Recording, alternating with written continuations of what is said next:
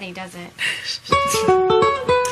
Living the life around the world. It's time for Inner Mouse, your Disney lifestyle destination, with JL, Scott, John, and Nicole.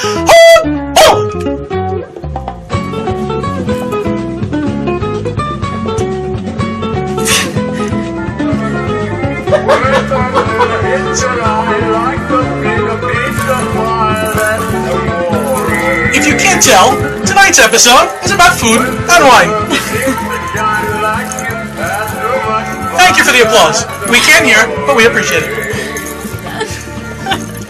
For those of you listening by podcast, we have a singing audio animatronic bear. What? Go, stop! Hit him again. There he goes. Okay, we win. Who's anxious to sing, apparently. Hi, everybody. Welcome to the latest episode of Inner Mouse, the vidcast for people who are striving to lead a Disney-driven lifestyle. I'm JL from the DisneyDrivenLife.com. Here with me tonight are John, columnist for the Disney Food blog, Scott from CollectTheMouse.com, and Nicole, neurotic Disney individual extraordinaire. We wanted to start off the show with a very big announcement for everybody. Something we're very excited about.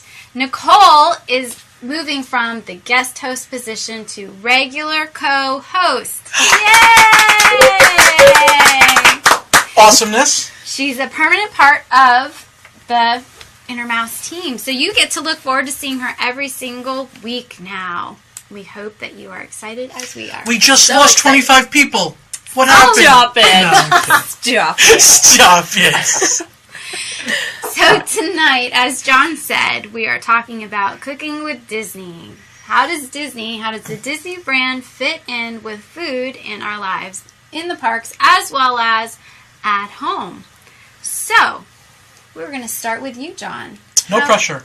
No pressure. Okay, it's really funny that I would be somewhat involved with food because I have a real disorder where I'm not allowed to eat anything. As you can see, I just don't eat. So this is so weird that I happen to know about food.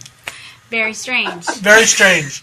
I really tried to go the opposite way with it. No. I was always, I think, even since I was a kid, coming from an Italian household, Mom cooked a lot, and I would watch what she did and try to make her meatballs and recreate things, mostly Italian, which, as long as you have mozzarella and sauce, you could just cook anything, kind of. Mozzarella. I say mozzarella. No. Wait a minute. Were you not the person who told me it's not sauce, it's gravy? It is gravy. I think I remember getting a lecture about that. It is gravy. Actually, Bill, if I say sauce, I get like a smack in my head. Is he watching? Are you probably in the chat room, Bill? So anyhow, I was always, when in Disney, if you notice, Disney has a lot of cookbooks. Yes. And they're coming out with some really fancy ones lately, which are, just some of them are really like, you're recreating something from the beginning, ground up, and it's really difficult. Ooh. So in these cookbooks, are they things that are served in the parks? Or, how do they connect with Disney? Yes, there's past things like restaurants that are no longer there. And it'll say, like for instance, what I have today was the peach cobbler from Disney's Chef Mickey's Disney Village restaurant, which has undergone a bunch of changes. Okay. But especially with the Food and Wine Festival, they have their own book.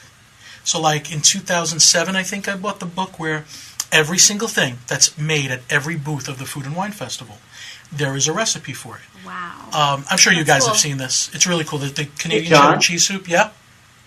Do they do that every year? Is there one for the 2010? I believe so. I haven't purchased it every year because some of it is quite similar from year to year.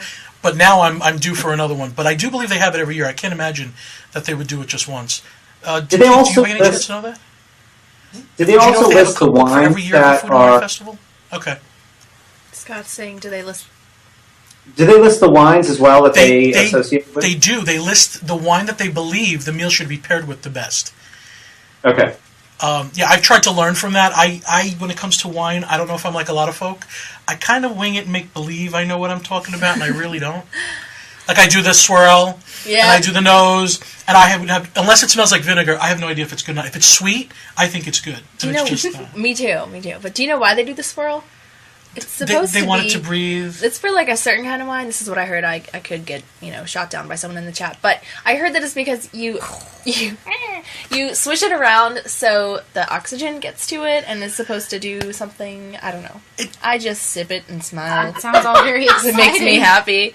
Oh, Scott is laughing at you. Scott, are you concurring or not? Well, part of it I'm concurring with, except for the end part where, and then it does something and I don't know. It's magical. That's how it ties into Disney. No, It when you swirls swirl around, it, it's magical. you are correct. It adds oxygen when you swirl it. But also, when you taste something, and you taste anything, you're also using your sense of your smell as well as when you taste your taste buds. So when you swirl it, you're filling the glass with the aroma. So when you sip it, you're also getting that aroma into your nose. So you're getting the full flavor of the wine. Awesome. It's a full experience. Did you follow that? Got it. That was like the professional version of what we were I saying. didn't get it. Looks like we By got the way, a Disney dino in the Frankness, house. hello there. He has joined. So, but you were saying cookbooks. Yeah. One of my favorite cookbooks, I think, is Cooking with the Disney Chefs. You can still get that at the Emporium.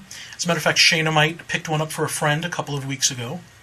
Shaneamite, what is the name of that book, the actual name of that book? When you get a chance, give me the actual title. I was prepared with my iPad, and I left it at home, so I had all the information, and now it's coming off of my head. Oh, snap. But a lot of these recipes have not been modified for the home chef. They are still... I'm sure that Disney took the amounts down a little, but sometimes they ask you to do specific things that you don't have a pot in your home big enough for. So, like cooking for a Disney restaurant. Right. Like the Canadian cheddar cheese soup, they took that recipe down to serve maybe 8 people, but then I'll find another recipe that serves 50. Oh, it's like, my. You got to figure Or it out an a little entire bit. restaurant. Which is cool, but it's And they're hefty. hit and miss. They're not all amazingly delicious things. You will find things that you go, eh. Well, do you ever feel like it's the way that you made it, or just the recipe? Yes. The last post on, when I write for AJ at the Disney Food Blog as Chef Big Fat Panda, which you can go to chefbigfatpanda.com. The last posting that I made was for Walt's Chili, and I was really excited because it was one of Walt's favorite meals, and he would ask Disneyland to make it, and I was all excited. It wasn't chili. It wasn't anything I considered chili, and they wanted 1 teaspoon of chili powder for 2 pounds of meat and 2 pounds of beans. It was one of the blandest, weirdest things I've ever eaten. And I found from a lot of people who tried it, they felt the same way. So I thought it was me. Did I do something wrong? Did I mismeasure? Maybe And it Walt really had wasn't. sensitive taste buds. I still think that Walt must have had a sensitive digestive tract and he couldn't have handled too much chili powder. Listen, it was. Then you shouldn't have this meal. You should make something else. I had to You fix should it. just give up on chili. On the chili part. But You Give can it up call it really altogether. this next recipe, which is supposed to be on the Disney Food Blog tonight. Hey, John, Yeah? it is live now. No, really? AJ came through. No, Guys, yeah. if you go to AJ. DisneyFoodBlog.com, you will see a live version of what I'm going to serve these ladies in a little bit. Thank you. DisneyFoodBlog.com, thank you, Jackie, has a peach cobbler. I'm not a pastry chef by any means. I can make something savory, but I'd rather make a stew, a pot roast, something meaty or mealy rather than a pastry thing. But this cobbler has changed me. I'm excited. It's really good. Wait, As a matter- you how don't need does a it dish. change you? I need to know about this life-changing I just- experience. Okay, I started with... they wanted canned peaches. I would have used fresh. I think Scott made this and used fresh, and he hasn't even tasted his yet. It's all We gonna get the be- live taste view. But it turned it into this... I felt like I was working at the Candy Cauldron. It was this glazy, delicious... It was Christmas. You're gonna taste Christmas. It tastes like Christmas. Christmas in It had cinnamon, nutmeg. It's very simple to make. Anybody out there, please go to DisneyFoodBlog.com. You'll see all my pictures. Scott's crust totally blows my crust away. So cool. What does it Oh, say, wow. Scott? No, I want to eat It has See? an I and an M for inner mouth. Scott That is the cutest little outdid thing me. I ever What? learned. I wanna saw. eat Can I Scott. put this here on your book? Love it. Listen, I brought I paper love you, dishes. John, but I want to eat I know, Scott. we don't need dishes. Come here, take this spoon, please. Are What? we- Are is we, this- oh, I'm going to tell you to just dig in, yeah, because Keith can't have any, so just go to a spot that... Cobbler is not something you want to dig in with a lot of other people because it's kind of gooey. this is where you see how intimate we really are. Hey, with John, each am I other. supposed to dig in? We share cooties. You know what, Scott? I would let's get the camera on all of us to dig in. All right. Now, it's not pie, actually, because there's nothing underneath it. This feels like eating in class. Go into that... just listen, destroy this, because it's not coming back home with me, so you could go anywhere and eat it. Just make sure you get some goopy stuff. Goopy, goopy. Now, it was hot, then it was refrigerated for this, and then heated again, so I'm not going to make any claims for the temperature. All right, now this is a Chef Mickey. Chef Mickey's Village Restaurant. I have to see Nicole in yours face, because I think it's fantastic.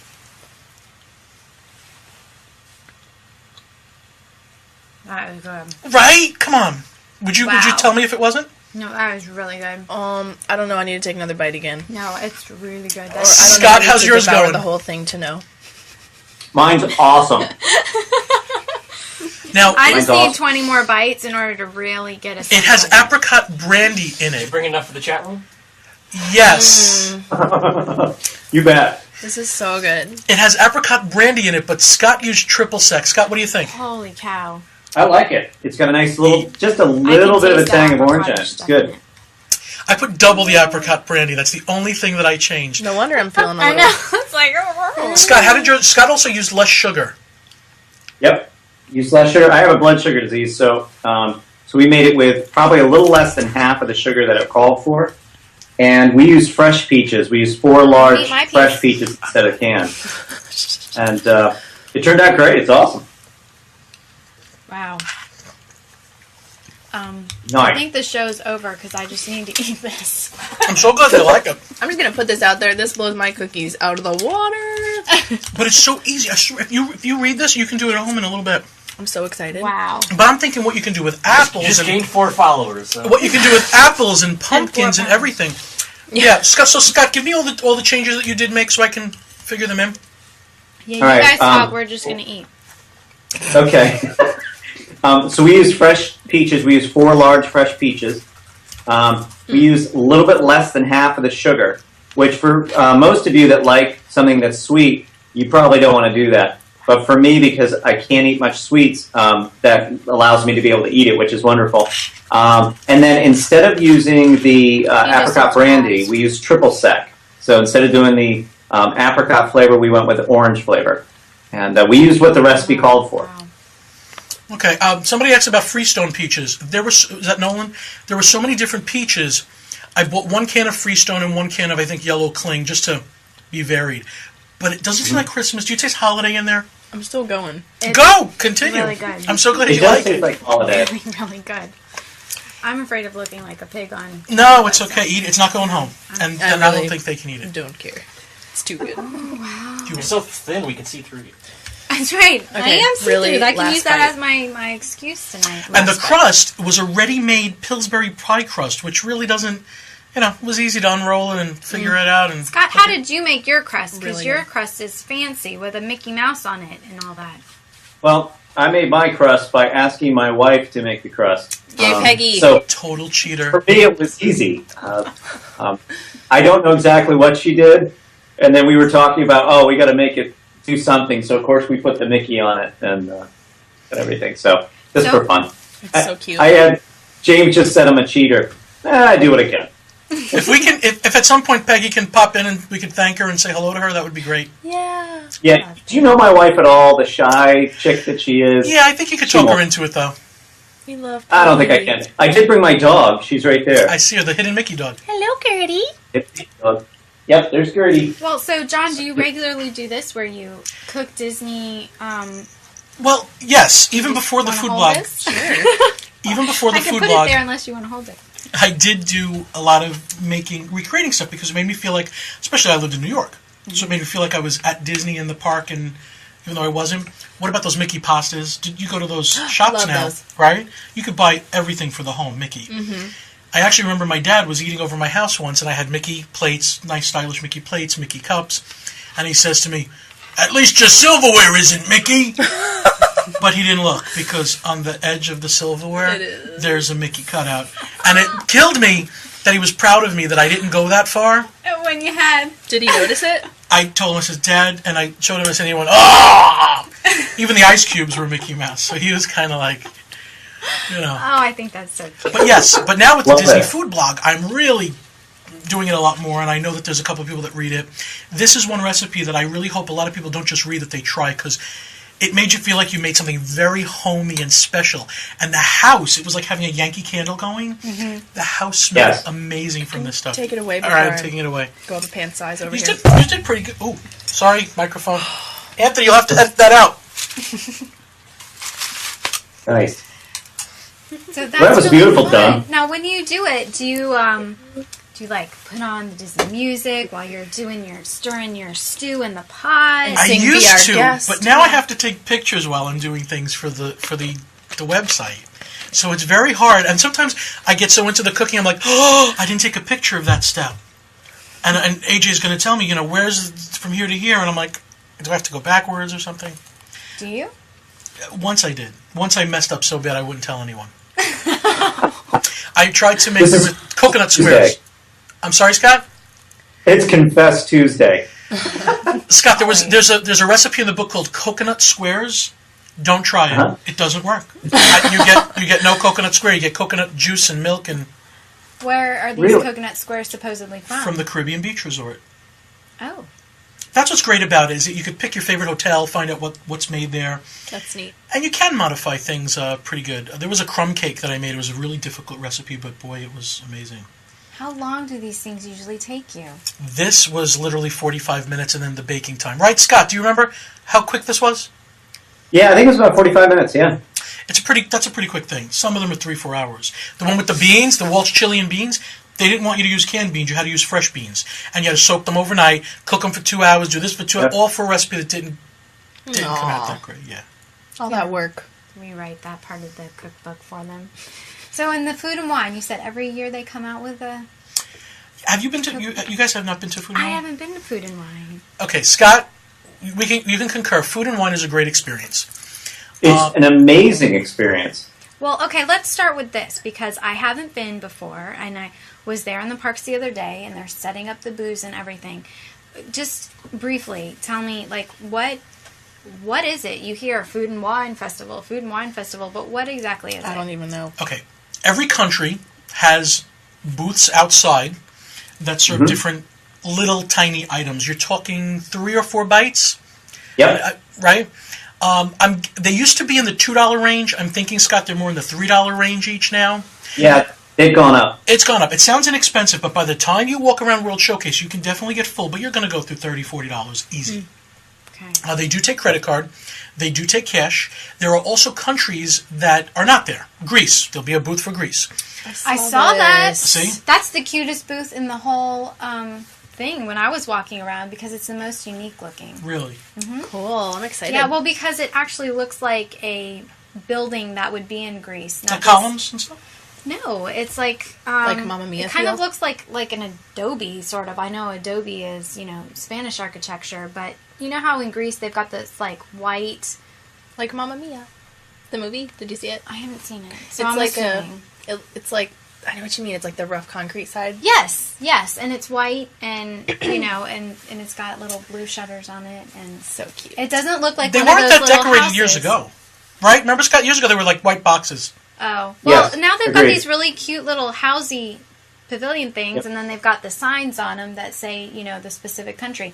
But the Greece one that I saw looks different than the other ones. It looks like a building that would be in Greece. I like that they're upping it.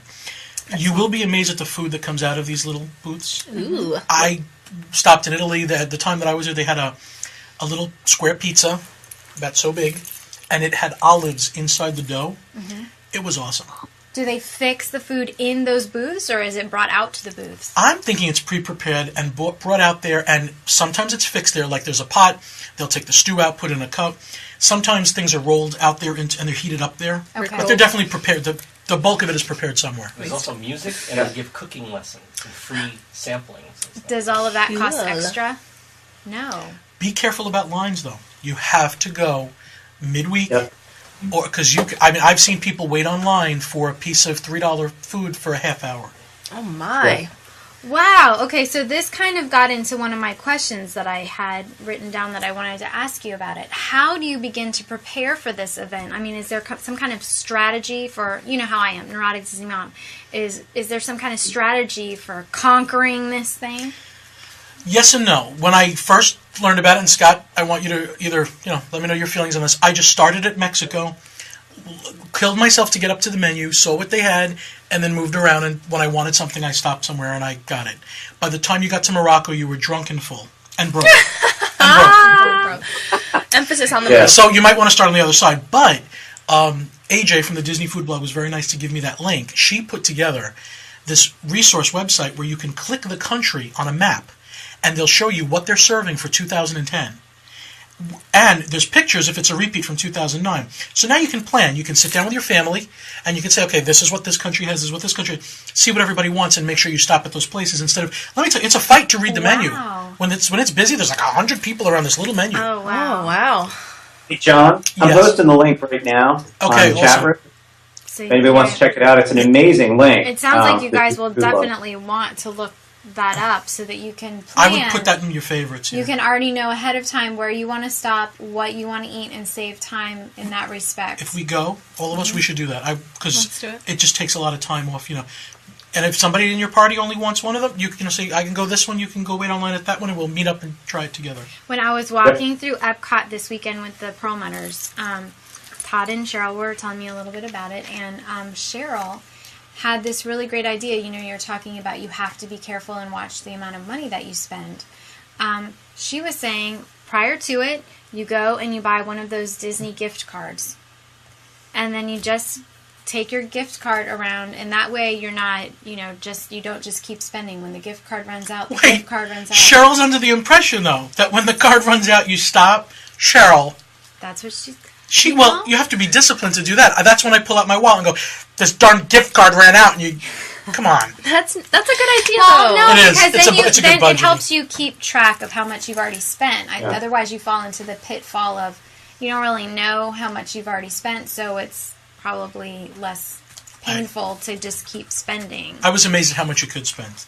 I was. Well, it sounds like if everything is $3. And they're like little amuse-bouches. Amuse-bouche from Top Chef? $3 for a bite? Are you Sometimes trying to they're more than a bite. Scott, what did you think? I know when they did tandoori chicken, it was like 2 skewers with a bite of chicken breast on each one with some rice. So I think that, it depends on what you get and what you're ordering. But I know for Peggy and I, we're little people. So, we really, I cannot eat my way the whole way around the world. I really have to pick and choose beforehand and go, I'm going to stop at these 3 or 4 places maybe. And that's what I'm going to, those are the things I'm going to have. But I always get full by the time I get around, so. Yeah, I will say, after 4 or 5 places, you feel like you've had an entree. But remember that then a couple of hours have passed and you're still walking around and you're still thinking, all right, what's the next one got? It's also more than one day long. Yeah, you can keep going back, so you don't have to, right. Keith is saying it's more than one day long, which means you can go back and get to those other booths that you haven't been to, of course. Exactly. It sounds... The Canadian cheddar cheese soup, you have to make a stop there. Is this what's at Le Cellier? Yes, and I've made that on the food blog also, on chefbigfatpanda.com. I made that recipe. It's not too easy because you have to make a roux first, which is like making basically a bread, and then breaking it down to a soup. It's really good, though, but it's probably not good for you. It's a big hit. Everybody loves that. I hear them talk about it. I always hear about it. It's a bacony, potatoey, even though there's no potato in it, it's fine. But it's a bacony cheese soup with beer in it. Beer in it. Has anybody had that cheddar cheese soup? The beer. It was like potato beer. Neurotic Disney Teen 23. Beer. That's Hannah. She says you have to try the soup. So, even teens are liking this. There is beer in it, yeah. I hope it doesn't make me feel like that cobbler did. James says cheese soup and rice wine. Oh my. Okay, so, all right. What would you guys say for the Food and Wine Festival are the not to miss? You've already said the cheese soup. Are there any other things, either events or food samples, particular booths that you just need to do? You have to do them. Go to the Irish booth and the Ireland booth. There is usually a stew that is fantastic, and Norway has a rice cream, which is like a rice pudding. Apart from that, it changes a lot. So Italy used to be a no pass for me. Like I couldn't pass it up. It had great stuff. Then sometimes there's like weird stuff. So some of the stuff is odd. You'll find odd stuff too, Scott. Like escargot. Yeah. Oh yeah. And I like to try different things, but a must for Peggy and I is to go to China and Japan. They always have something that I want. There's usually a sushi selection. So that's I would recommend definitely hitting the Asian ones. I can't do sushi. All right, I'm just not going to go I can't do raw fish. I'm sorry. Yeah. I don't like anything raw. Fish. I get you should try a tempura roll. Has fried shrimp in it and then rice around it. Then it's not really sushi, though. Well, which I like is fine. to pretend. Come on. It is. Okay. Sushi. Yeah. Okay, really? So then I'm going to take a piece of grilled chicken breast, I'm going to put it in rice and seaweed, and I'm going to have some sushi. They have There you go. chicken Are you tempura going and to sushi cook too. it? Okay, good. Don't eat raw chicken, please. Ooh, no. No, You the guys whole... eat weird things. They have Sorry. interesting culinary selections. I like so many different kinds of food and different kinds of wine, and I like sake, and there's just I like to try new things, and there are plenty of things I don't like, but I don't want to be one of those people that said I don't like it, and they go, well, did you try it? No, I just know I'm not going to like it. I'm not willing to do that. Well, I have to say yes, I tried it, and I didn't like it. I have a question So. for you with your Okay. with your condition, your blood sugar thing, and we all know that that's affected by food. So, as a person with special dietary stuff, how do you navigate this? I mean, is there anything that for somebody with dietary issues, would you have any tips for them? Well, the main thing is that each booth, I can't say this is a definite, but most booths have a dessert. And obviously, I avoid that. Now, sometimes Peggy will want a little something, try something, so I will have one little taste of it. The things that get hidden, there are certain recipes you just know have sugar in them. But there are sometimes something gets hidden in there, and what always is the killer for me is brown sugar. Because you don't expect it, and it sneaks up on me and does some damage. But typically, I try to look at what it is, and usually I can tell if it's a heavy sauce or something like that. I start to question, and I usually steer clear, because I know it's just not worth getting sick over. Is it possible to get a list of the ingredients for the items? That I don't know. Does anybody on the chat room know? The only way would be to purchase that book and walk around with it, and you can see what's in each recipe. But you know what, though? Purchase the food and wine cookbook. Right, which is, Okay. I think it's like a $20 book. It's not a little pamphlet. It's a nice book. So they don't have that information ready for you at the booth. Actually, I think legally they have to have some sort of representation of ingredients and caloric You might actually value be right because legally, with restaurants and stuff, you can go into like any restaurant and ask, "Can I see your?" When I've seen these crowds, though, I can't see going up there and trying to get somebody's attention. Probably to guest say, relations, though. You're right. Because I bet that's something they would have to have, especially for allergies and stuff. Nicole's right. I bet you that guest relations might have We have to check this out, guys. And this is why we brought her on board. Woo! Well, I think you're right. I bet you guest relations would have I would think so. dietary restrictions. Is I a mean, big thing Disney with it is huge with Disney. They kind of pride themselves on, being able to handle it. They're excellent with handling dietary stuff. I was curious with a food event where everything, centers around this, how they handled that. I agree. They're not usually, they don't usually exclude people, so it seems like they would have a way to include people with dietary issues. I agree. And Scott, you know what I find weird? You would think that the Food and Wine would be a way for some of the restaurants in Epcot to have you sample something of their own to get in, but that's not the case. It's very different what they're serving at the booths than what's going on in the restaurant. Correct. Yeah, it's very different. So is it better to go to the booths or to the restaurants? I have to tell you, I think it's much better to go around to the booths. They're much more interesting. The restaurants are always there. True. But I wonder how much the restaurants lose in income, unless that is their income because they're also making out from the booth. But like if the Greek booth is in front of, Italy, I'm sure that it's not connected to the Italian restaurant. But I definitely think less people would make advanced dining reservations during Food and Wine.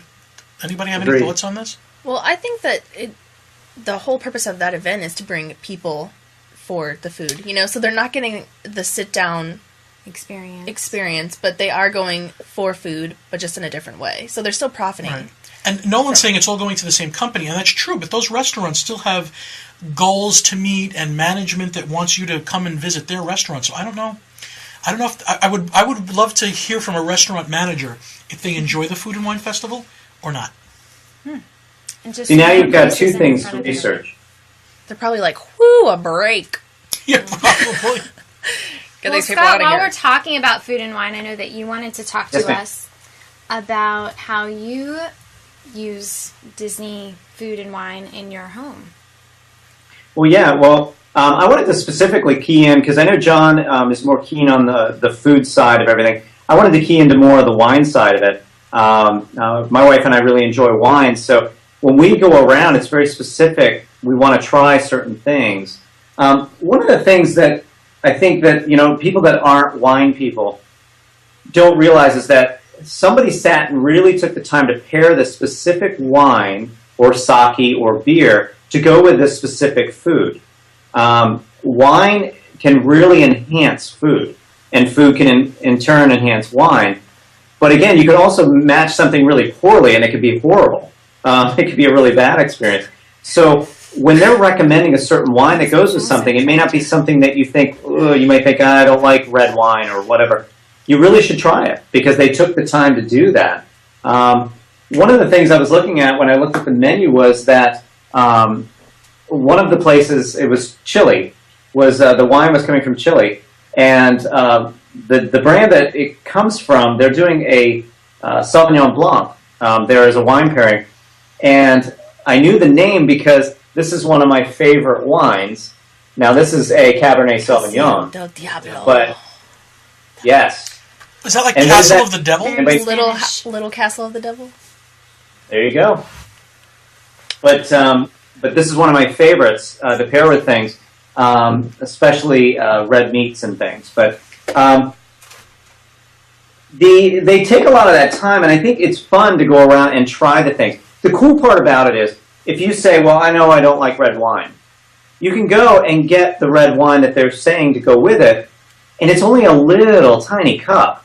It's not like you're buying a whole bottle of wine and you go, I didn't like it, and they throw it out. It's a little cup, so it's good for you to try it. One of my recommendations is stuff that you see that you like, make sure you write down or put it into your phone or something, because by the time you get around the world, and like John said, you're full and you're half drunk by the time you get around, you're going to totally forget where you saw this and what it was. Listen, I'm really full.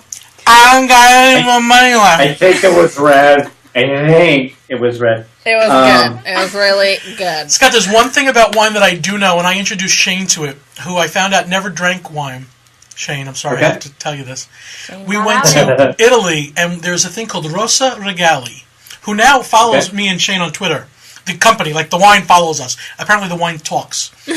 And Rosa Regali is a raspberry sparkling wine. It's kind of like, it's not a champagne. That sounds Well, delicious. like a rosé. They pair it with a little piece of dark chocolate. You told me about this. That is really awesome. Really? Oh, Like bite the dark chocolate, Scott, drink the raspberry wine, and then bite the dark chocolate. Oh, that's good. Yeah. Anybody's ever had a Joya jelly ring? Never tried it. It's amazing when you pair that with certain things. And then the cool part is most of the beers, wines, sakes that you find at the Food and Wine Festival, you can purchase when you get home. So if you find something you really like, try to find it at home. One of the things that we had trouble with was the South African wines. For some reason here, at least in PA, I can't get them.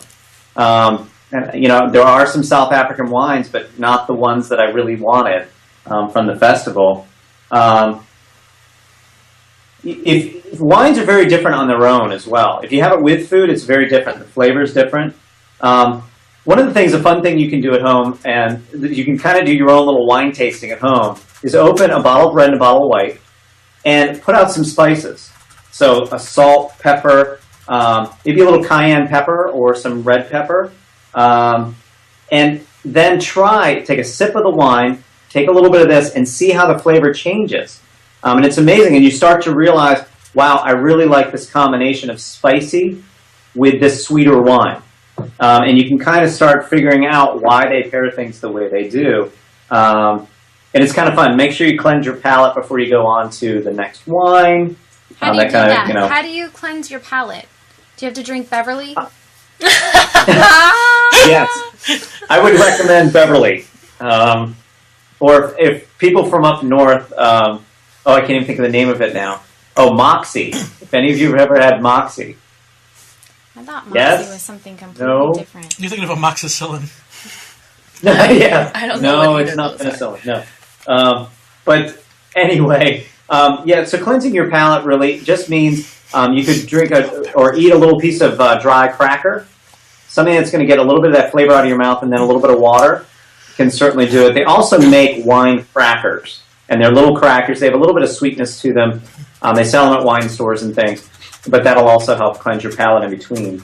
And one of the things I recommend, really, if you're getting into wine and you're starting, is, and you can do this at Disney or you can do it at home, is go ahead and try, when you go to your favorite restaurant, pick something off the menu and ask the waiter, what did they recommend? What does the chef recommend to pair with this?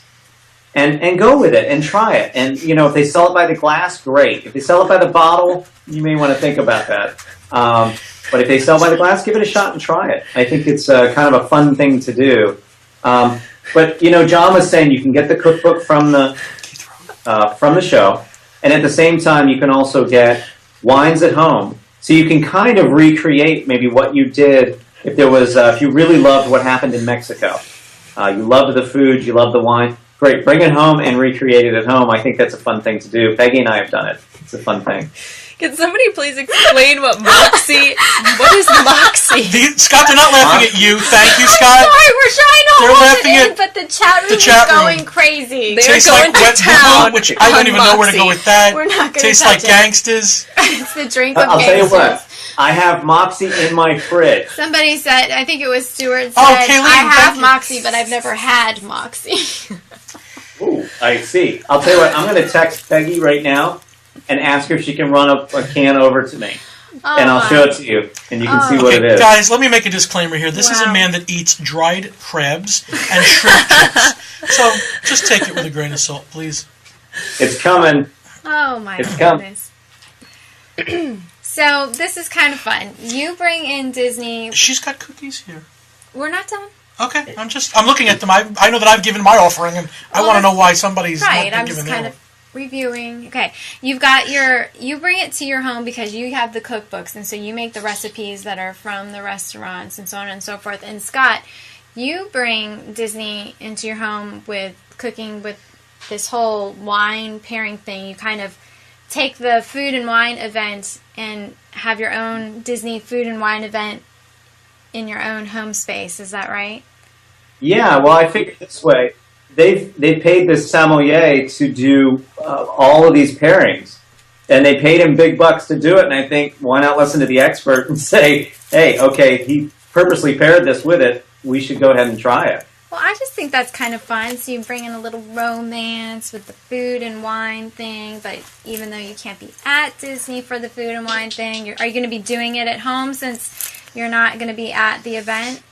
You know, come October. Yes, that's what I'm planning. So, yes, this weekend I'm going to be doing a little food and wine here in Pennsylvania. All right, Cute. I'm loving that. Now, Nicole, do you incorporate as a college girl? You know, we know how college kids eat. It's like the diet is ramen noodles and, Mountain Dew. How do you bring in Disney in with the ramen noodles and the Mountain Dew?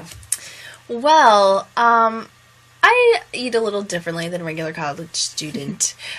This semester, actually, I have only cooked one meal, and it was Bertolli in a bag, which was a challenge. So, I don't really want to even go there. But when I do try, there's actually so many Disney things at the supermarket. Like, there's the eggs and the milk, which is cute. But Hannah bananas.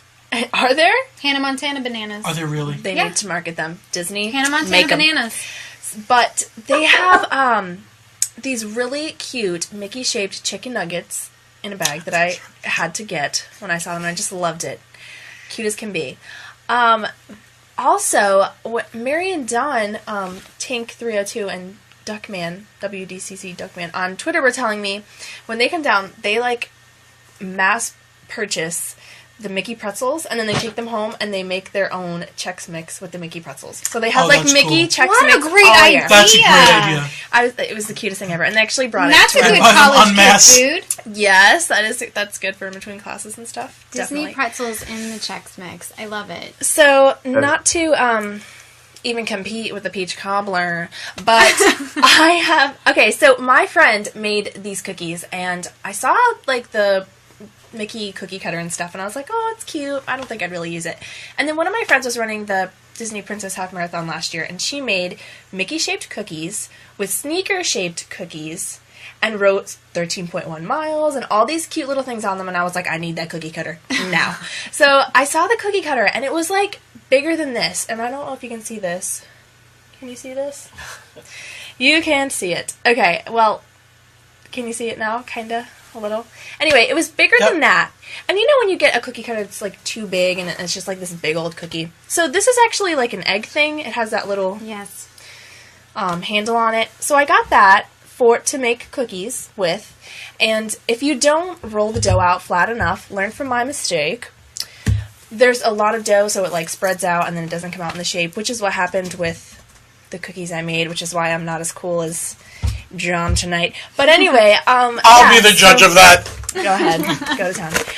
But yeah, so I love to incorporate it in like baking and stuff. Hold on, I'm gonna That's find very a whole fun. one. Okay, so we've got the looks pretty good. fancy schmancy. It's very cute. Guys, look at her little Mickey cookie. Yeah, I want to eat that one. See, it's definitely not the size of this. Make sure that it's thin enough when you're cutting your cookies. All right, they're very good cookies, though. Well, thank you. Doesn't really compare to the. No, they don't. Now, this tablet. little doohickey thing, have you ever used it with eggs? No, I haven't, but I should. But I was thinking pancakes too. If I had a really good flat pan, how cute would that be? See, that is my experience. I have not been very successful in incorporating Disney in with cooking. I have tried. But first of all, I'll just confess, cooking is not my forte. I have many talents, and cooking is not one of them. So Joel actually does a lot of the cooking in our house. But we eat a lot of raw fruits and vegetables anyway, so we don't get real fancy with cheddar cheese soups and even chocolate chip cookies. But I actually blogged about this once. It was, if you go to the Disney Driven Life in the search engine, type in the quest for the perfect pancake. I was determined to make Mickey pancakes for my kids one Saturday morning, so we could connect with Disney. And it was a very frustrating experience. Have you ever tried to make a Mickey pancake? I have to share this. Mickey waffle. I have a story about that. My dad, rest his soul, used to make, take the pan, and, he would make all the pancakes, and you'd have the whole big stack ready to eat, and then, the rest of the batch, there would be, enough for, 1 or 2 pancakes left, and he would make the big one, and then he would carefully pour, a little circle on the others, and then do another little circle, and then that was always, the most exciting part. It was way too big for that spatula, and he would always, crank the pan and get ready to flip the whole thing, and I remember being a kid and loving every second of it. And it turned out okay? Yes. Do you know how hard that is to do? Holy freaking cow. I have tried to make those Mickey pancakes, and let me tell you, that is no easy thing. Trying to get the ears just right. My Mickey pancakes end up looking like, they've got dangle earrings, or there's antennas growing out of the head. They're like alien Mickeys, or they don't even look like Mickeys. On my story, if you read the blog, The Quest for the Perfect Pancake, they actually, one turned out looking more like Lady and the Tramp. It looked like a Cocker Spaniel. There was no Mickey to it. Why don't we make separate little circles and then give it to the kids on the plate together? Maybe that's easier? So, what I did wasn't working, so maybe that was it. And then when you try to flip it, the ears come off, the cockamamie ears that they are. Okay, and I even tried to get fancy. Maybe you can tell me what the secret is. Okay, I tried to put blueberries, to do blueberry pancakes. So, you put the blueberries, I was going to have them be the eyes and the nose. And maybe it was, I didn't thaw the blueberries first. Yeah, if they're still frozen, they're going to give off some water when they defrost in the pan. So mine ended up looking like this, Bozo the Clown Mickey with all this smearing blueberry makeup-ish, stuff on it. Did the kids eat them anyway? Or they not? loved them. Okay. They loved them, except for Ellie, who ended up with the Cocker Spaniel. She was like, mine doesn't look like Mickey. And so I had to try to just say, oh, but it looks like Lady.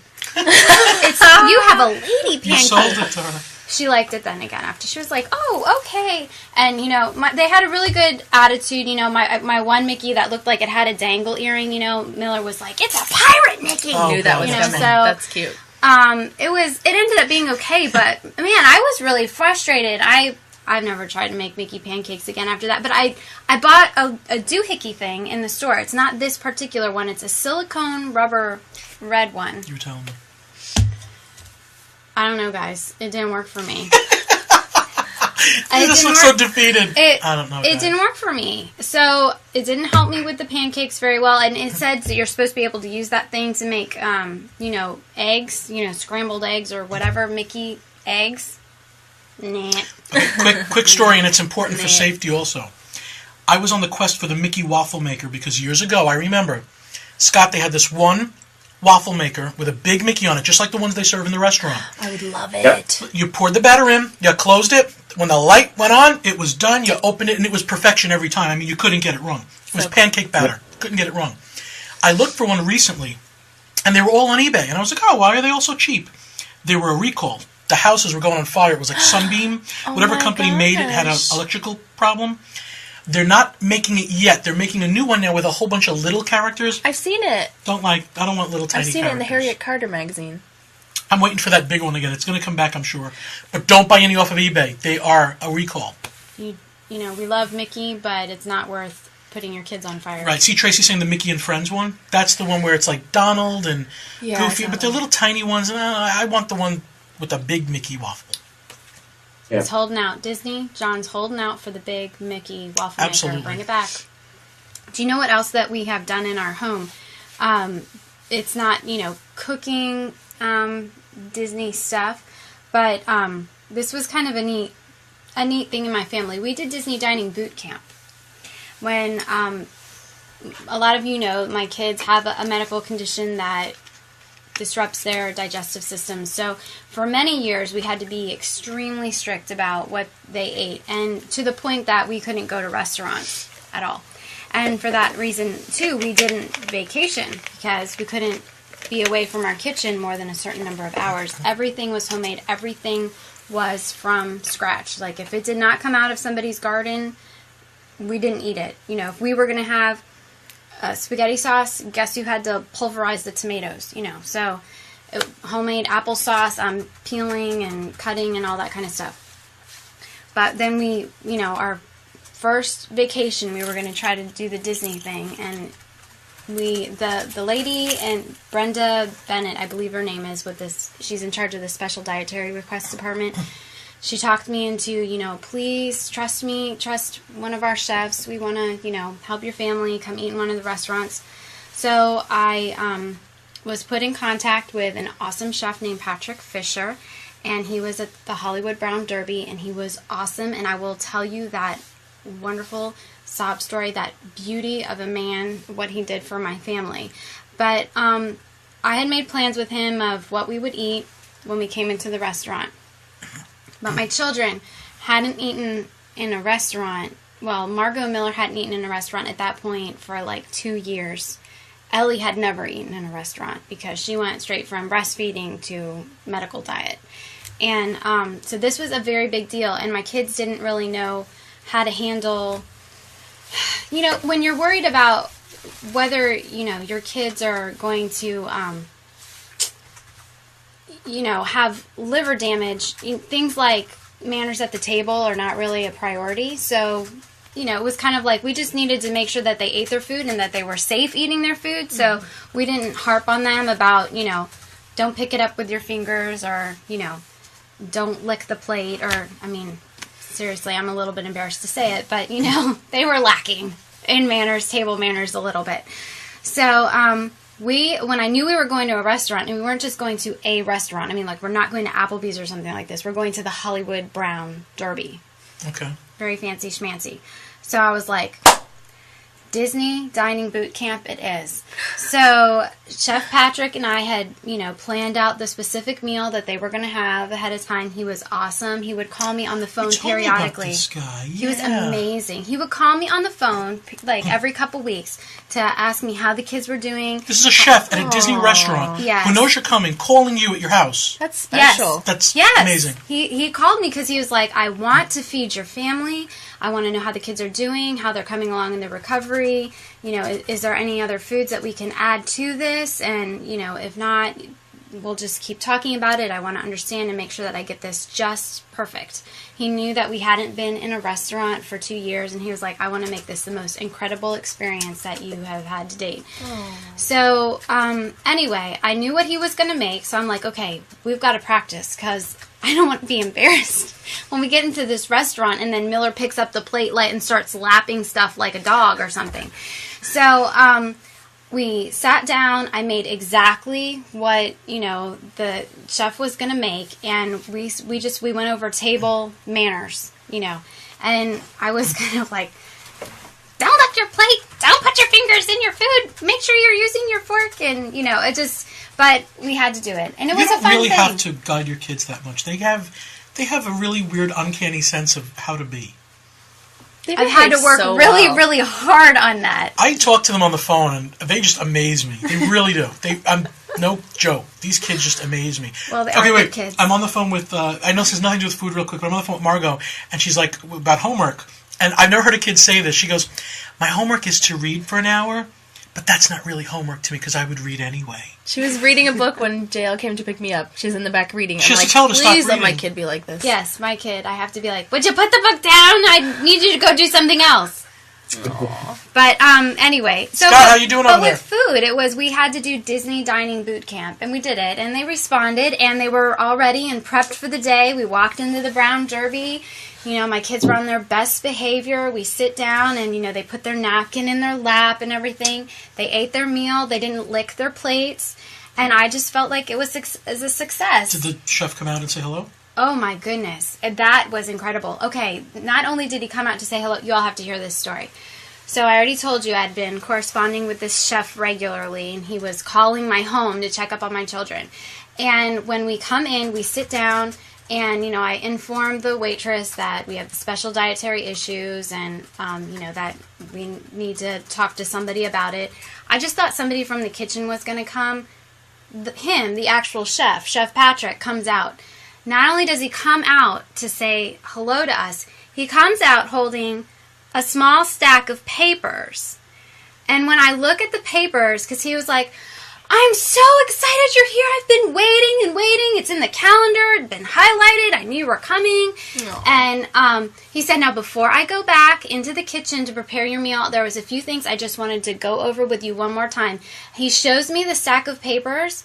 It's all the emails that have gone on between us. He had a stack of our emails, had gone over them with a highlighter so that he knew which things he wanted to review with me before he made their meal. Not only did he prepare their meal, he didn't let anybody else in the kitchen touch it. He prepared it, but he cooked it in a completely separate kitchen so that there would be no cross-contamination or anything like that. It was blown away. The next time you call, I have to say they're hanging up on you, though. They're gonna be like, Chef Patrick, it's JL. Listen. Wait till I finish telling you this story. So he was amazing, and he goes back, he makes the meal, he brings it back to my kids. You should have seen the look on my kids' faces. First of all, they're in a restaurant. Mm-hmm. And like I said, Margot was, I forget how old she was at the time. It was in 2008. So she was 8, and Miller was, probably 6, and Ellie was, 3 or 4. So they hadn't been in a restaurant for 2 years, and it was pretty much a new experience. It was definitely a new experience for Ellie. And he puts the plate in front of them, and they're just like, and it's so pretty, and the peas are so green, and the strawberries are so red, and the chicken's so there. And if you know my kids, they eat a lot. And so these plates of food, these were not kid portions. I'm telling you, these were adult meals, adult portions, and there was not a single pea left. Like, they ate every single bite of everything. He came back during the middle of the meal to check on us to see how we were doing. Just tell me we wrote a letter about this guy. Of course I did. Okay, of course I did. But I haven't even told you the good part. Okay. So they eat it. He's so pleased that they love it. He comes back out and he says, I know that your kids can't have dessert, but I really want to treat you and your husband to something special. So would you allow me to make you a special dessert? And it's on me. And I was like, oh my gosh. So he brings out this banana Foster thing. And we had brought dessertish type snacky things that our kids could eat. I mean, it wasn't sugar. It was, like a fruit thing. So they had that, and we ate this banana Foster thing, and I am telling you, what he said that he cooked it, but what really happened was the clouds parted in the sky, and this thing floated down from heaven onto the table right in front of me. It was, yes, that is exactly what happened when I took my first bite. Do it again. Yes, it was like that. It was so awesome. So then he brings us the bill, okay? And, we pay for our meal, but our dessert is comped. And the kids' meals that are not really kids' meals. I mean, first of all, the food was not kid food. They usually give kids macaroni and cheese and peanut butter and jelly and stuff. Yeah. This was an adult meal, adult portions, $4.99. That's what he. Wow. That's what he charged us for. $4.99. Wow. I know. After all that work too. It was It was amazing. So then, we pay our bill, and I'm thinking, okay, well, we're just gonna, leave, and I'm so grateful and everything. He comes back out again, folks, to say goodbye to us. He wants to give us hugs, and he's gushing and just saying, I'm so pleased that you like this meal. Please take my card. This is why I want you to have my name, so that you can contact me the next time you're in Disney. And he said, I want to feed your family. I want you to come back and see me because I want to feed your family. And I have to tell you, because you may not understand the extent of what that meant to us. When we had our serious dietary issues, you get excluded from so many things. Because so many activities revolve around food, especially where we were living in Virginia. It's the South. Everything's food. Everybody and their grandmother's dog wants to feed you. And if you don't eat their food... Grandmother's dog. Yes, well, it's how it is in the South. So, and if they can't feed you, then they're insulted. And so it was this...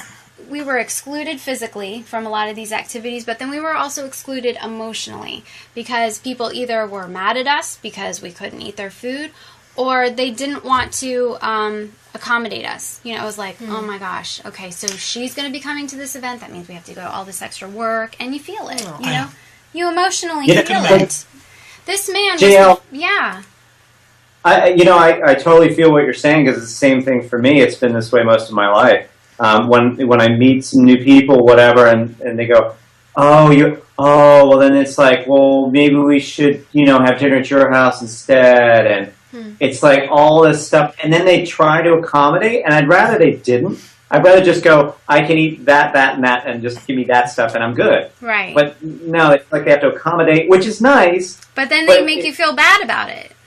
Yeah, exactly. Like, you screwed up their whole menu, and you're an inconvenience and you're a burden. That's what we always felt, that we were constantly an inconvenience and a burden. And this was the first man to reach out to us and say, I want to feed you. I mean, it wasn't an I have to feed you. It wasn't an, oh, brother, I got to bother with this, nuisance, inconvenience. It was, please, come to my restaurant. He would say this to me on the phone. Please, I want you to pick my restaurant. Don't go to the Liberty Tree. Please come to the Brown Derby. I want to feed your family. I want to do this for you. I mean, I got to point something out here. As you're talking, there are two JLisms, they're now called. You're getting famous. We have two of them. Wait. That chicken is so there is going to be used by me and everyone else. I think I might use it. Lady Aurora, when do we use that? Like if somebody says to me, are you coming tomorrow? I'm going to be like, this chicken is so there. Then we have another one, which is everybody and their grandmother's dog. Is it? So, right, Lady Aurora? Everybody and their grandmother's dog.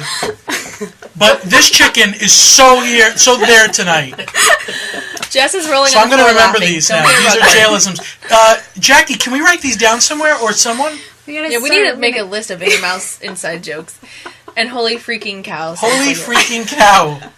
You know what? I think that's so special to me because that not only encompasses, like, A, he enjoys his job. B, he is the epitome of what it is. Like, he has the whole... Disney. He represents the Disney brand to exactly what it's supposed to be. Exactly. That is one of my favorite stories you've told. You know what? I think it's one of my favorite stories that I have because, I mean, I'm like... No, you have to eat that. I am going to eat it, but I also have to read my notes. It's crumbly. You remember my plan before they got here, right? Uh-oh. Is John telling secrets? No, just that you have to eat. That's all. Oh, I ate that cobbler. Good. Well, I got have more. a question. I don't know if anybody does this. Do any of you ever try to recreate the atmosphere of dining at Disney? Not just the food, but like, you know, when you walk into a Disney restaurant, there's an atmosphere.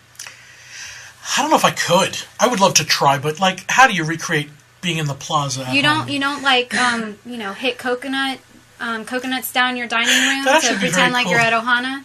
That'd be cool to do, actually. You get out your little stick horse and ride it around the room because you're at the Wilderness, Whispering Canyon Cafe. There is one thing. I was thinking about this and I'm like, no, I've never done that because I haven't even cooked in like 5 months. But there is one thing that I do.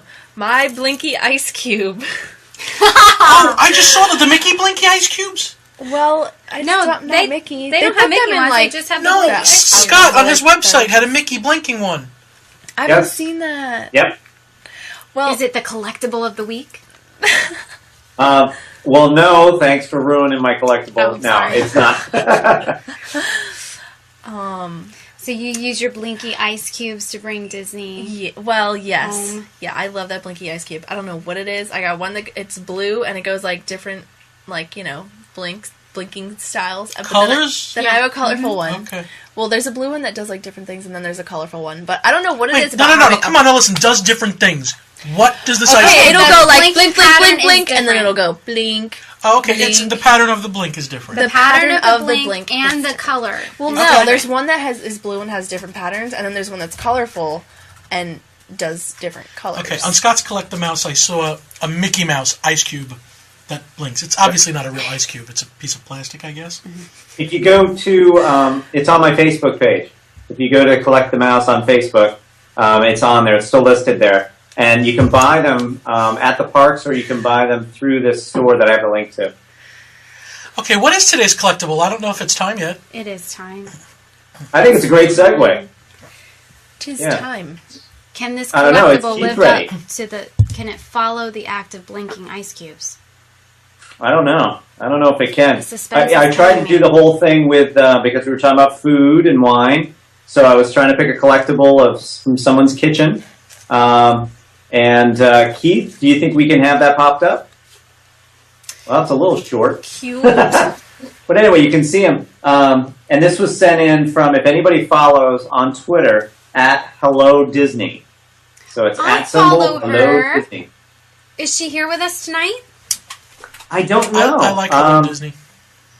I hope she is, but she's very nice. She's a very sweet is. person. But I love these because the fact that it's basically one color, and I think that's so cool. It's the white and then it's the blue paint on it.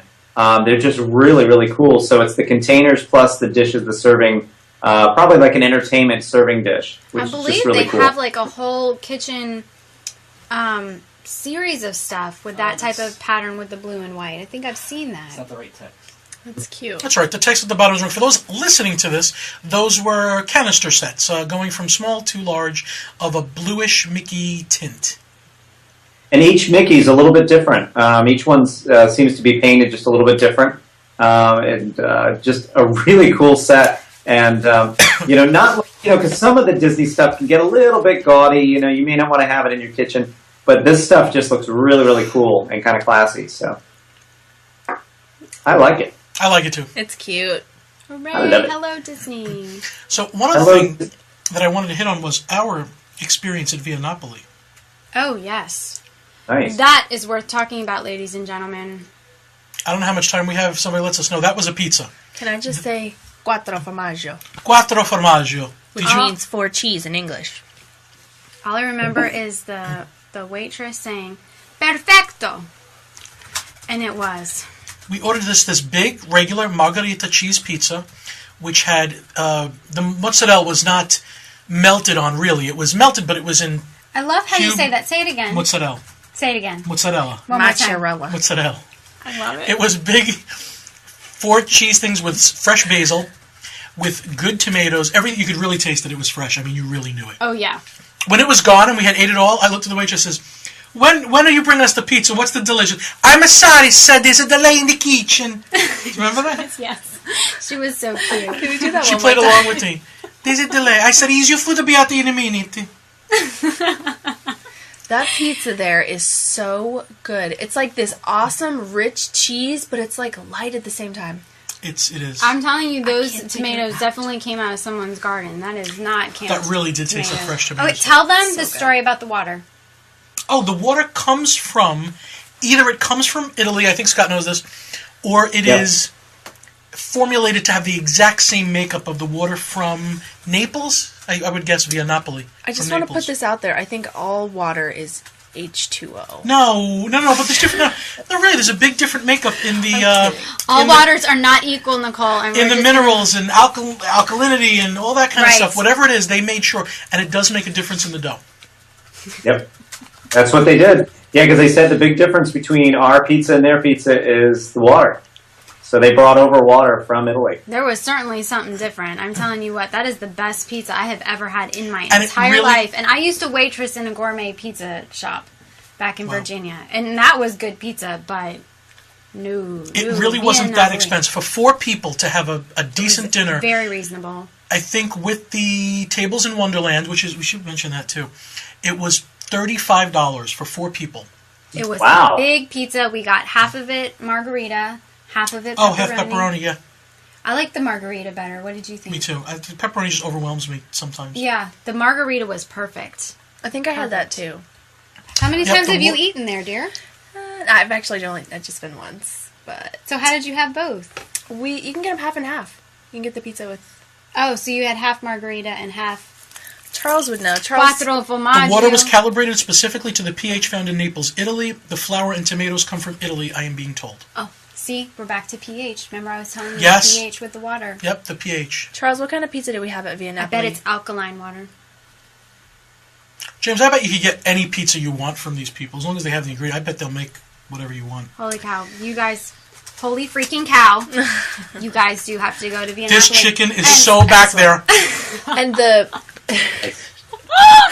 Oh, you need to get that recipe. There. I mean, everybody and their grandmother's dog wants to go to Via Napoli these days. You have to get that recipe. I don't know. How am I getting the water? From my house. No, but it's probably not the same as Naples, Italy. Where am I getting the close? Flour and the tomato sauce? It's all H2O. All right. Well, then we're just gonna have to jump the back wall at World Showcase. Yeah, we can go in. We can go in their from garden. We'll be like Peter Rabbit. Okay, Tables in Wonderland. I'm sure a lot of you know this. I think it's $75 if you have an annual pass. Gives you 20% off all food and alcoholic beverages. They add on an 18% gratuity, which you should be leaving anyway. So you are saving 20%, and then you don't have to figure out your tip. Uh-huh. There you go. And the cool servers will do it for everybody that's with you. Shh. Somebody's talking about the servers. There is this thing. There's this idea that the servers at Via Napoli are all beautiful people. I don't know that that's the case. Is that? Did we notice this? Do we want to go there? Well, Yes, we do. Okay, we recreate the Disney dining experience at home by getting all spoofy and beautiful like the waitresses that serve you at Via Napoli. Well, when I went with a couple really cool friends, they thought it would be funny because I found the servers extremely attractive because they're from Italy. And that's just my thing. And they, when I went to the bathroom, decided to tell the staff that it was my birthday. So when I came back, I turned about as red as this brick wall over here. And there's a picture of me literally like eyes popping out of head, like I could not even, because 5 of them came over and were singing something in Italian. And brought this delicious looking little thing, and I just was like, is this really happening? Like, I couldn't Beautiful men surrounding you and singing happy birthday and bringing you yummy food. I mean, yummy food, men singing, and they're gorgeous. It was an out-of-body experience. Oh, hey, I was getting kind of comfortable with it.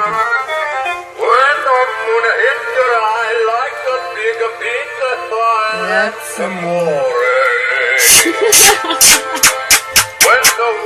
Oh my gosh, he has like all 3. He's Italian, he sings, and he's a cook. I love you, Nicole! My husband. Nicole, you come now and we show you a pizza you cannot refuse. It was meant to be. I sing it to you when you're here with me. It'll be your birthday every day. He's recreating your dream for you. Oh my goodness. I feel like Hey guys, Yes. is this a good time to do the shrimp chips? Oh. Shrimp chips. This chicken is so there. I'm really afraid. Like, the crab thing last week was a little rough. Are these actual shrimps? Yeah, well, no. See here. Can you see? They're not actually shrimps. They just look like chips. Okay, they look like fries. They look like fries, yeah. Like those pub fry things. All right, so it doesn't have legs or eyeballs or brains. Scott, eat the shrimp. Scott, eat the shrimp chip. Scott, eat the shrimp chip. Well, now I'm not going to do it. Okay, here was the thing, though. When I opened up this bag, the smell that came out of here, I went, I don't know if I can do this. Whoa, stinky. But they're actually not that bad. The smell's worse. But here you go. Incoming. Hannah says that everybody and their grandmother's dog wants shrimp chips. Yeah, this chicken is so not there anymore. What a trendsetter, Scott. Hey, I do what I can. You know what it tastes like? Crunchy Shrimp? fish. Like what? See, that's just nasty. Crunchy fish. Well, you know, It's wait, not- there's it's a not word. bad. Scott, there's a word on the front of the bag that kind of throws this whole thing in. Flavored. Maybe there is no shrimp in there. Can you read the ingredients for us? I sure can. All right. The ingredients are wheat flour, canola oil, modified food starch, shrimp, Okay. sugar, salt, baking powder, monosodium glutamate. This is just so wrong on so many levels. You know, they're not bad. They're better than you the have crab. got to be kidding me. Shrimp flavored Yeah. chips. Yeesh. You know, I'll get you some next time I'm down, and we'll sit and have some. Tracy, this is worse than the potato chip cookies. Potato chip cookies. Yeah, we were talking about potato chip cookies on the Diz boards. Potato chip cookies. Let's keep them separate. Let's keep them. Let's not be. But don't get crazy. But don't get crazy. Like bon qui qui. Roll. Do you know that? No, Oh, we but have I'm to show learning you that. quickly. We have to show you that. We'll Oh, practice you it. two. I think we lost Scott for a All second. right. Yes, I you think did. that's all we have for you tonight. Are we like at our time? Oh, yeah.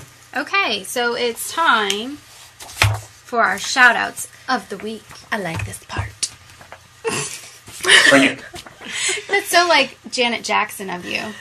Doesn't Okay. she say that in one Tonight of the her songs? chef is going to say hello to Or is that Britney Spears? And then she like busts out a riff. Yeah. Oh no, I missed the beginning of my song. Here's my intro. I can't do it. Cantua via Napoli. Wow. We are so rough tonight, guys. Oh my gosh.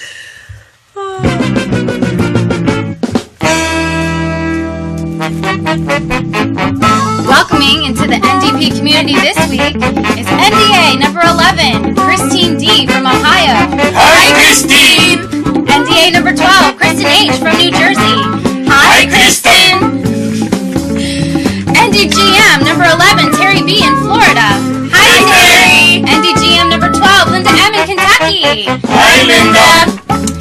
Sharon R. in Virginia. She's NDI number 11. Hi, Sharon. NDI, From Virginia. NDI number 12. Adrian C. in New York. Hi, Adrian. I love you, Adrian. NTK number 11. AJ F. in Texas. Hello, AJ. That AJ that I know from Food Talk. No. Erotic Disney Kid. I will AJ. NDK number 12. Sean A. in Missouri. Hi, Sean. Brenda B. in Ontario, Canada. Hi, Brenda. NDM number 12. Tanya F. in, what's MT? Is that Montana? It is today. Montana. We're going with that. Hi, Tanya. Hey. NDT number 11. Wyatt M. in Maryland. Hey, Wyatt. NDT number 12. Anthony C. in Ontario, Canada. Hi, Anthony. NDU number 11. Rob N. in Nova Scotia, Canada. Hi, Rob. NDU number 12. Jamie B. in Virginia. Hi, Jamie. NDW number 11. Penny M. in Maryland. Hi, Penny. NDW number 12. Crystal P. in Washington. Hi, Crystal.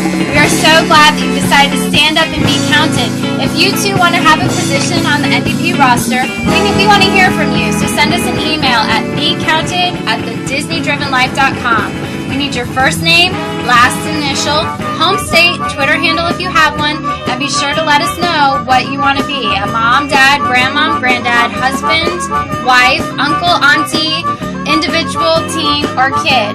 Or stuffed bear. Be all that you can be in the Disney-driven life. We'll be watching for you, and until then, live the life. Thank you guys so much.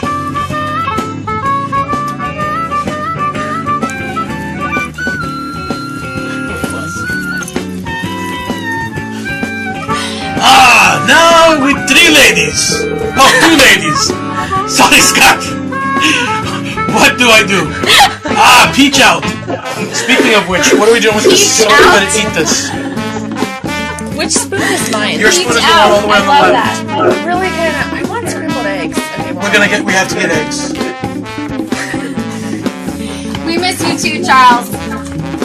That show is there, like the chicken. It is live now. No, really? AJ came through. Guys, if you go to DisneyFoodBlog.com, you will see a live version of what I'm going to serve these ladies in a little bit. Thank you. DisneyFoodBlog.com, thank you, Jackie, has a peach cobbler. I'm not a pastry chef by any means. I can make something savory better. I'd rather make a stew, a pot roast, something meaty or mealy rather than a pastry thing. But this cobbler has changed me. I'm excited. It's really good. Wait, how does it change you? I need to know about this life-changing experience. Okay, I started with, they wanted canned peaches. I would have used fresh. I think Scott made this and used fresh, and he hasn't even tasted his yet. It's all We get the live taste view. But it turned it into this, I felt like I was working at the Candy Cauldron. It was this glazy, delicious, it was Christmas. You're gonna taste Christmas. It tastes like Christmas. Christmas in It had cinnamon, nutmeg. It's very simple to make. Anybody out there, please go to DisneyFoodBlog.com. You'll see all my pictures. Scott's crust totally blows my crust away. So cool. What does it Oh, say, wow. Scott? No, I want to eat It has see an I and an M for inner mouth. Scott, That is the cutest little thing I ever What? done I wanna saw. eat Can I put this here on your book? Love it. Listen, I brought I you love the dishes. you, John, but I want to eat I know, Scott. we don't need dishes. Come here, take this spoon, please. Are What? I'm going to tell you to just dig in, because Keith can't have any, so just go to a spot that... Cobbler is not something you want to dig in with a lot of other people because it's kind of gooey. No, this is where you see how intimate we really are. Hey, John, am I supposed to dig in? We share cooties. You know what, Scott? I would let's stick the camera on all of us to dig in. All right. Now, it's not pie, actually, because there's nothing underneath it. This feels like eating in class. Go into that... Just listen, destroy this, because it's not coming back home with me, so you could go anywhere and eat it. Just make sure you get some goopy stuff. Goopy. Now, it was hot, then it was refrigerated for this, and then heated again, so I'm not going to make any claims for the temperature. All right, now this is a Chef Mickey. Chef Mickey's Village Restaurant. I have to see Nicole in your face, because I think it's fantastic.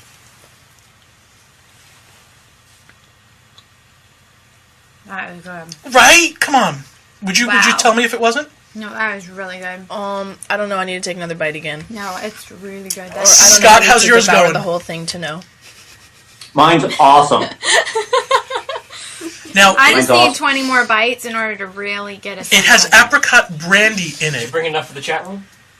Yes. You bet. This is so good. It has apricot brandy in it, but Scott used triple sec. Scott, what do you think? Holy cow. I like it. It's got a nice just a little bit of a tang of orange in it. It's good. I put double the apricot brandy. That's the only thing that I changed. No wonder I'm feeling a I little... know. It's like, oh. Scott, Scott also used less sugar. Yep. Use less sugar. I have a blood sugar disease, so we made it with probably a little less than half of the sugar that it called for. And we used fresh peaches. We used 4 large Eat my fresh peaches instead of canned. And it turned out great. It's awesome. Wow. I Nice. think the show's over because I just need to eat this. I'm so glad they like it. I'm just going to put this out there. This blows my cookies out of the water. But it's so easy. I swear, if you read this, you can do it at home in a little bit.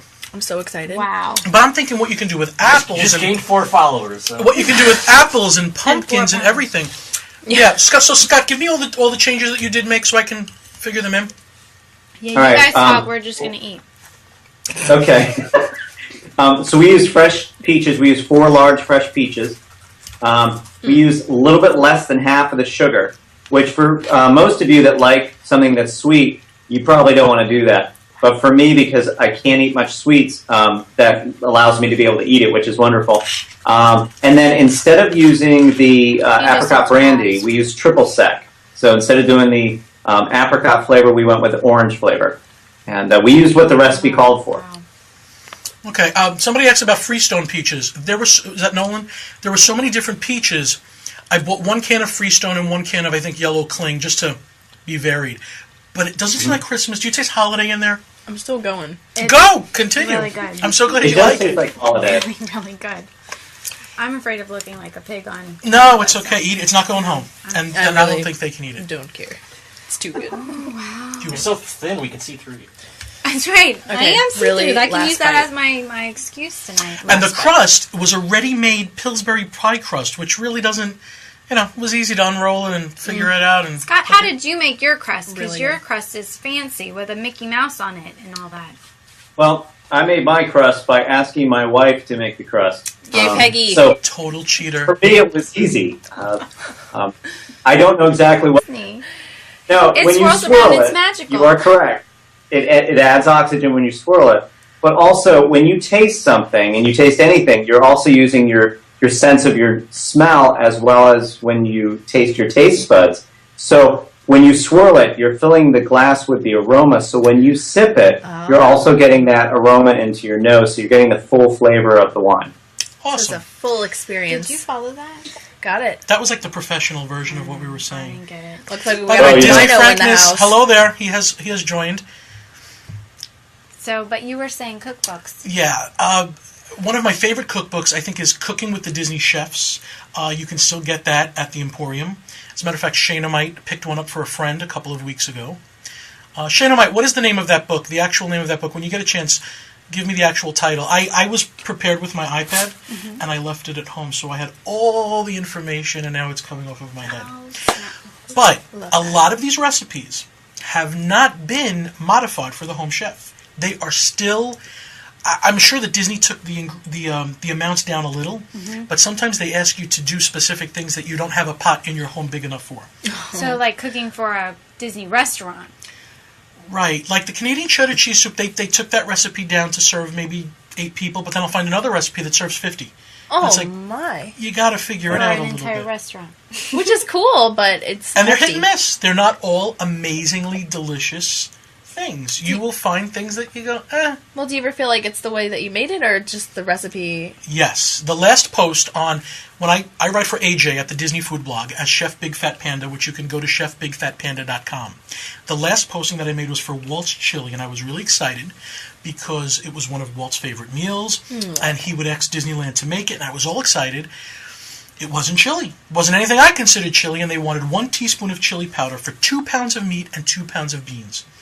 It was one of the blandest, weirdest things I've ever eaten. And I found from a lot of people who tried it, they felt the same way. So I thought it was me. Did I do something wrong? Did I mismeasure? Maybe And it Walt really had wasn't. sensitive taste buds. I still think that Walt must have had a sensitive digestive tract and he couldn't have handled too much chili powder.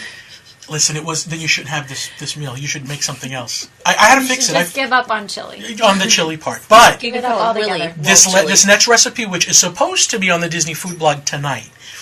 Hey, John. Yeah, and recreate things, mostly Italian. Which, as long as you have mozzarella and sauce, you could just cook anything. Kind Mozzarella. of mozzarella. I I say mozzarella. No. Wait a minute. Were you not the person who told me it's not sauce, it's gravy? It is gravy. I think I remember getting a lecture about that. It is gravy. Actually, Bill, if I say sauce, I get like a smack in my head. Is he watching? Are you Probably. in the chat room, Bill? So anyhow, I was always, when at Disney, if you notice, Disney has a lot of cookbooks. Yes. And they're coming out with some really fancy ones lately, which are, just some of them are really like, you're recreating something from the beginning, ground up, and it's really difficult. Ooh. So in these cookbooks, are they things that are served in the parks? Or, I mean, how do they connect with Disney? Yes, there's past things like restaurants that are no longer there. And it'll say, like for instance, what I have today was the peach cobbler from Disney's Chef Mickey's Disney Village restaurant, which has undergone a bunch of changes. Okay. But especially with the Food and Wine Festival, they have their own book. So like in 2007, I think I bought the book where every single thing that's made at every booth of the Food and Wine Festival, there is a recipe for it. Wow. I'm sure you guys cool. have seen this. It's really cool. The Canadian John? cheddar cheese soup, yeah? Do they do that every year? I mean, is there one for the 2010? I believe so. I haven't purchased it every year because some of it is quite similar from year to year, but now I'm due for another one. But I do believe they have it every year. I can't imagine that they would do it just once. Did they also do you by any chance know that? Did they Do you know also if they have a list the cookbook for every wines year at the that Food and Wine are? Festival? Okay. Scott's saying, do they list? Do they list the wines as well that they associate with? They do. They list the wine that they believe the meal should be paired with the best. Okay. Yeah, I've tried to learn from that. I when it comes to wine, I don't know if I'm like a lot of folk. I kind of wing it and make believe I know what I'm talking about, and I really don't. Like I do the swirl, and I do the nose, and I have unless it smells like vinegar, I have no idea if it's good or not. If it's sweet, I think it's good. Do you and know? it's just, Me too. But do you know why they do the swirl? It's supposed they to want be, it to breathe. It's for like a certain kind of wine. This is what I heard. I could get shot down by someone in the chat, but I heard that it's because you swish it around so the oxygen gets to it and it's supposed to do something. I don't know. I just sip it and smile. That sounds all very exciting. It makes me happy. Oh, Scott is laughing at you. Scott's Scott, gonna shoot me down. are you Why do they concurring swirl or it? not? Well, part of it I'm concurring with, except for the end part where, and then it does something, and I don't know. It's magical. That's how it ties into Disney. Already does it. Living the life around the world. It's time for Inner Mouse, your Disney lifestyle destination, with JL, Scott, John, and Nicole. Ho, ho!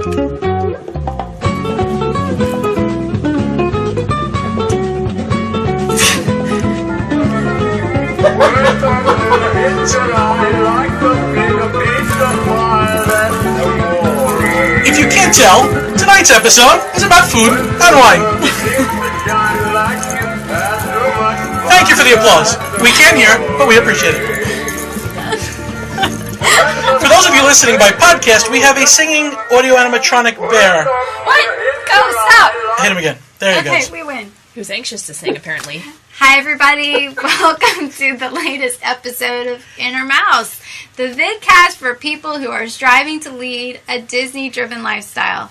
I'm JL from the DisneyDrivenLife.com. Here with me tonight are John, columnist for the Disney Food blog, Scott from CollectTheMouse.com, and Nicole, neurotic Disney individual extraordinaire. We wanted to start off the show with a very big announcement for everybody. Something we're very excited about. Nicole is moving from the guest host position to regular co-host. Yay! Awesomeness. She's a permanent part of the Inner Mouse team. So you get to look forward to seeing her every single week now. We hope that you are excited as we are. We just So lost excited. 25 people. What happened? Stop it. No, I'm kidding. Stop it. Stop it. So tonight, as John said, we are talking about cooking with Disney. How does the Disney brand fit in with food in our lives, in the parks, as well as at home? So, we're going to start with you, John. No pressure. No pressure. Okay, it's really funny that I would be somewhat involved with food because I have a real disorder where I'm not allowed to eat anything. As you can see, I just don't eat. So this is so weird that I happen to know about food. Very strange. Very strange. I really tried to go the opposite way with it. No. I was always, I think, even since I was a kid, coming from an Italian household, Mom cooked a lot, and I would watch what she did and try to make her meatballs.